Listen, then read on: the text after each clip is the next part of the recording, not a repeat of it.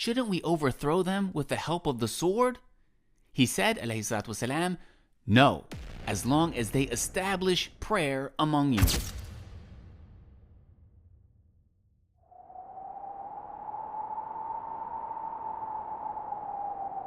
It was also reported in Sahih Muslim that the Prophet ﷺ said, the best of your rulers are those whom you love and who love you, who invoke God's blessing upon you and you invoke His blessings upon them. And the worst of your rulers are those whom you hate and who hate you and whom you curse and who curse you. It was asked, shouldn't we overthrow them with the help of the sword?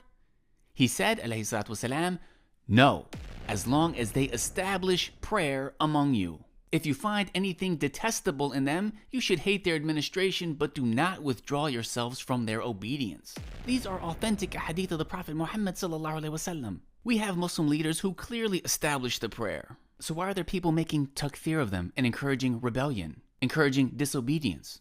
Especially when the Prophet ﷺ also said in an authentic hadith in Sahih Bukhari, to be obedient to the ruler and give him his right even if he did not give us our right, and not to fight against him unless we notice him having clear kufr, clear open disbelief, for which we would have a proof with us from Allah.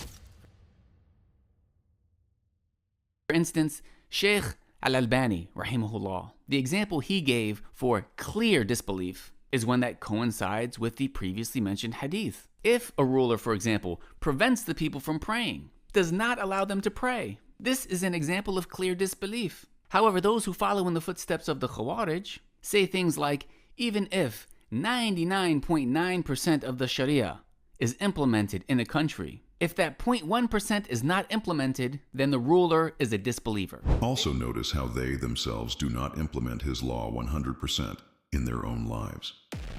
They don't consider why perhaps that 0.1% isn't implemented. They don't consider whether or not it's just sinful behavior on behalf of the ruler, rather than something that would actually constitute disbelief, like believing that the Sharia is inferior. But rather they make unjust takfir and act as if they're not making takfir of the Muslim rulers, when they're on record saying that no country implements Sharia 100%, and if they don't implement Sharia 100%, then they're kuffar.